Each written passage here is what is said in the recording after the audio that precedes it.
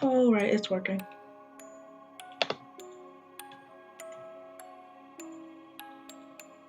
Hello guys and welcome back to another video of mine. I know I changed my name again in my profile, but today we're gonna be playing Fear Me.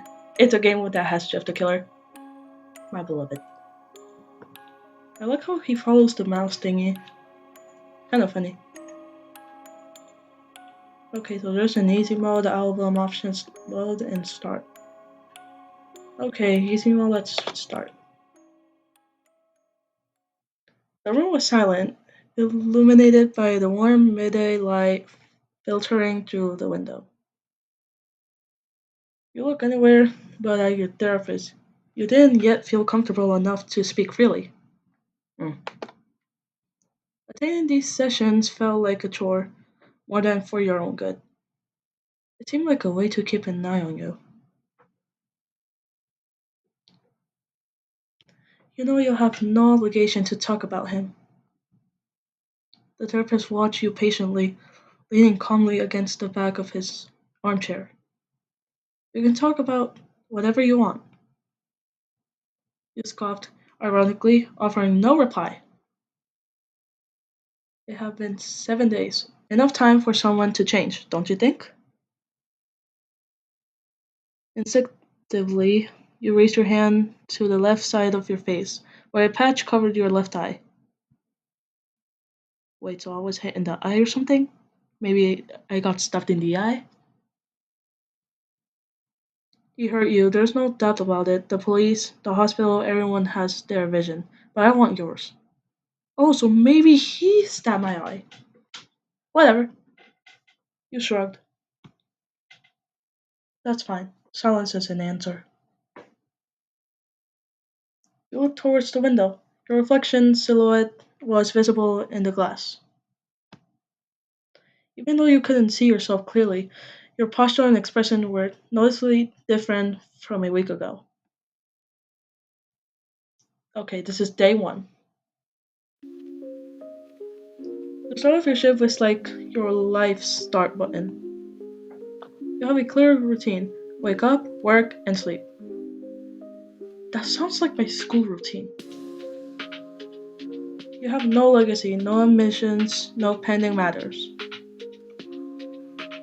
You fulfilled your duties as a student and finished school. But you lack the motivation to pursue a dream or a goal beyond where you are now. That's kind of correct, honestly.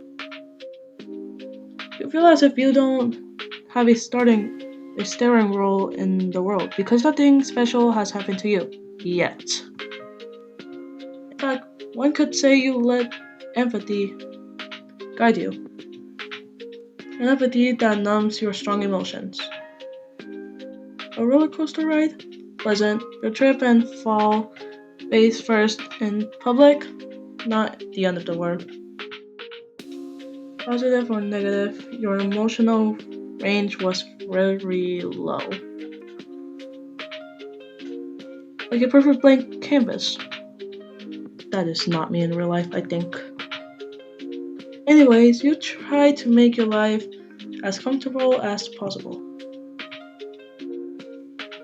As strange as it sounds, you work at a video store that only attracts nostalgic and cinephiles. What the fuck is this word? I don't know how to say that. Honestly, movies are okay. They don't excite you that much. True. The fact that you do your job well, you need to know at least one decent movie from every genre makes it more convenient. You don't even have to watch things. You can just get by with opinions from people who do like movies. The place is colorful enough not to depress you just by being there, and if you're lucky, you might run into an interesting character or two. Of course, besides the characters that already exist. Catching up on lost time? Oh wait, she's kinda pretty. For a moment I thought you wouldn't come. Cindy, your coworker.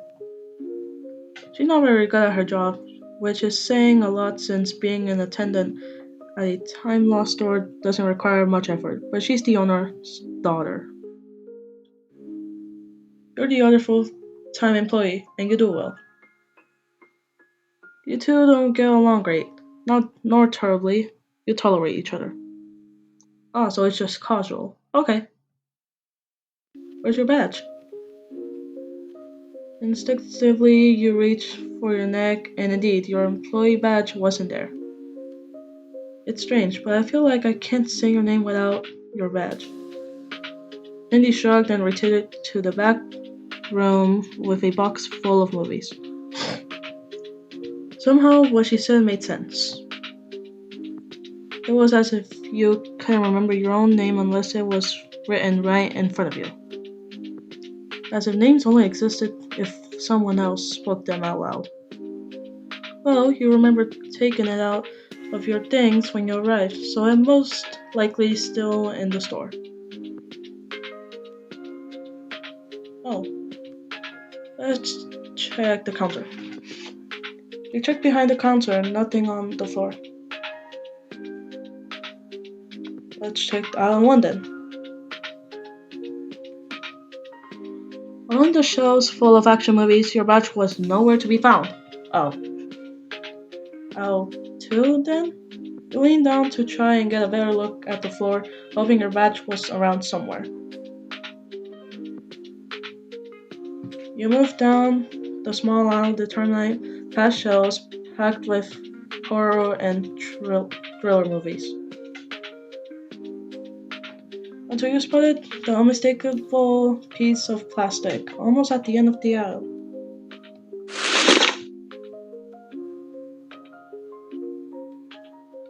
You were reaching for your badge, but a white hand got there first, slowly picking it up the plastic piece. Oh wait. Why he kinda why he kinda why he kinda sexy. I kinda like that. You looked up and found yourself facing a tall, hooded man with his face covered. He looked like a potential criminal or someone with a bad cold. But you didn't have the energy to worry. He was straight enough, standing face to face. The man seemed to ignore you, more interested in your badge in his hand. Is this yours? His voice, muffled by fabric, was deep and slightly raspy. I can already imagine that. You nodded silently, looking at the man suspiciously. By the way, he cocked his head. Oh, prove it. Now you can finally visualize your name. Your name is... I'm gonna just put Alex. The man looked at the badge in silence, and for a moment you truly thought you might have been wrong after all. But then he offered you the piece of plastic. Alright, Alex. You took the badge in your hands, giving the guy a look. Thank him or mock him? Wait, I'm gonna save this. Okay. Return. Let's thank him. Thanks, mister. Don't call me that, I'm not that old. Sorry, but I have no way of knowing when I can't see your face. I guess you have a point. Besides, from the skin on your hands, I can tell you're not exactly a young fella. Yeah, I get it. The guy's voice sounded irritated. Oh shit. I'll probably say you should be more sweet with customers if you manage to annoy him with your chatter. You could consider it as an achievement. This guy gave you bad vibes. He suddenly put the badge around your neck while he remained motionless in his spot. He slowly moves towards the counter. The guy stared at you as he moved, which only made your discomfort worse. You decided to ignore him, shifting your attention to one of the monitors next to you. You could, if the hooded guy from before would stop wandering around the store so suspiciously. You tried your best to ignore him, but it was impossible not to notice him. Maybe he was doing it on purpose. Hey Alex. At the sound of your name, you looked up at Cindy, who had come around the counter to stand next to you. Did you see that guy? He's been here for a long time. You looked where she was subtly pointing, and of course, she was talking about the same guy. Yeah, I saw him. You shrugged, a very logical reaction, right? Maybe he's deciding what to buy. It was probably just a weirdo you've seen once, not a big deal. Anyway, Cindy, as annoying as she was, wasn't easily flustered. He's just a weirder. We see those every day. But this one feels different. You were starting to believe Cindy had watched many movies, but then you remember she didn't like cinema and only worked in her dad's store. When I talked to him, he didn't seem dangerous. Cindy turned to you surprised. What? Did you talk to him? Did he say anything strange? No, he didn't actually say anything strange. He just gave me back my badge. Why did he have it? I mean, he grabbed it first. Look, it wasn't a big deal. Cindy looked at you in silence for a few seconds, then sighed. If he makes you uncomfortable, I can ask him to leave. Cindy shook her head, glancing at the guy. You're probably right. Okay, I'll leave you to it. I'll go check the inventory. Sure. You settle into your design. Oh god. Designated chair, and before you could pretend to look at receipts, Cindy spoke again. But if he does anything suspicious, let me know, okay? You nodded slightly. Cindy didn't wait for a response. She just went back to her task. You kept your eyes fixed on the monitor screen for a moment. Out of the corner of your eye, you glanced at the aisles. The guy was still there, just standing. He was looking at a shelf that held nothing particularly interesting. And then he looked at you. It wasn't a quick or distracting glance. It was direct.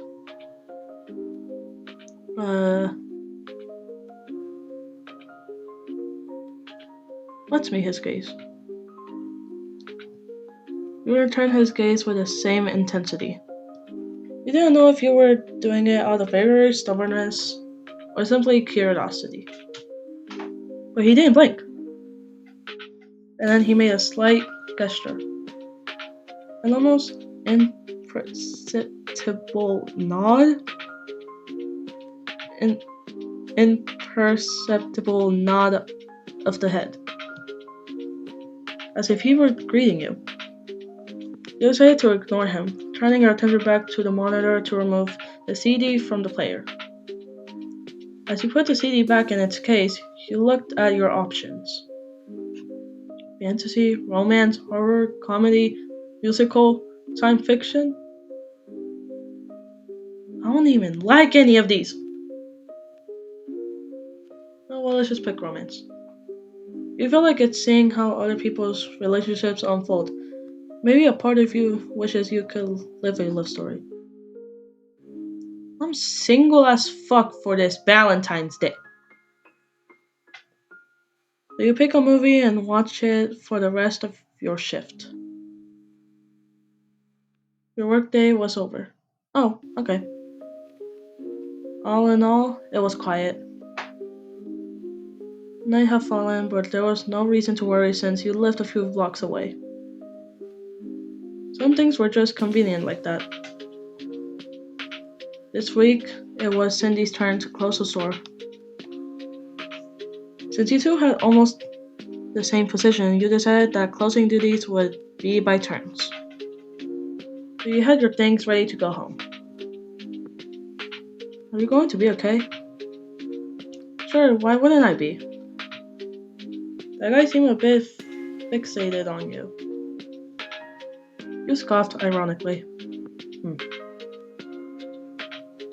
Come on. On me? Yeah, I don't get it either. Okay, ouch. What if he follows you? That's not going to happen. He left hours ago. There's no way he stayed lurking around here. Oh no. Your danger sensor isn't very accurate, I'd say. Danger is a subjective. That's not true. Why do you care so much? I thought you hated me. Cindy was surprised by your words. She averted her gaze, playing with the mop handle she had in her hands, to clean before closing. I don't hate you. I just think being with you is boring. Yeah, well, you're not exactly the life of a party. I don't mean it in a bad way. Really. I feel peaceful around you. Oh, you're this. You're discard. What? Your disregard. Your disregard for everything could be tiresome, but it was also comforting in a way. You scratch your head, not knowing how to react to Cindy's words. She had never said anything nice to you until now.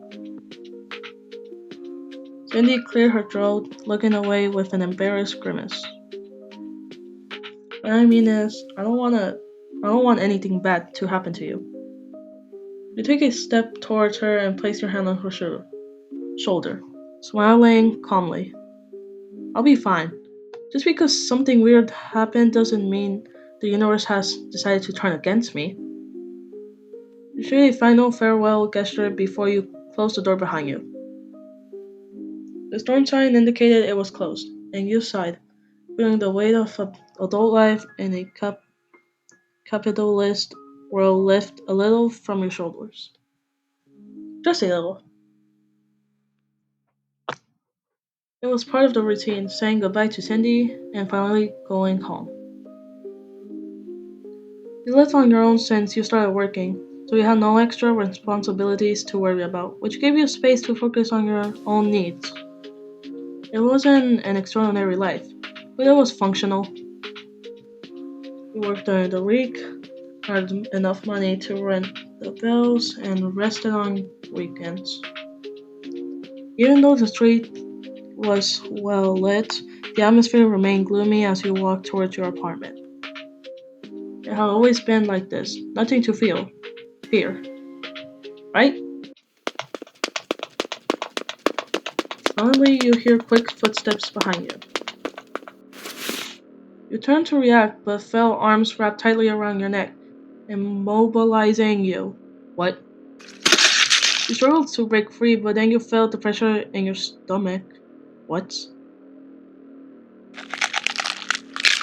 A cold sensation branches from your stomach to the rest of your body, and you could swear you felt your gut spilling out.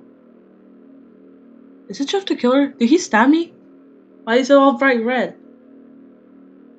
Your body convulsed after being pierced. That's when the pain hit. Oh yeah, I got stabbed. I got fucking stabbed. It hurt. It hurt a lot. It was so intense you couldn't feel your limbs. This is how you were going to die? You know it would happen eventually, but you didn't know it would hurt so much. Who could have done this to you? Something so cruel. Did you even deserve it? You weren't a saint, but you didn't consider yourself a bad person.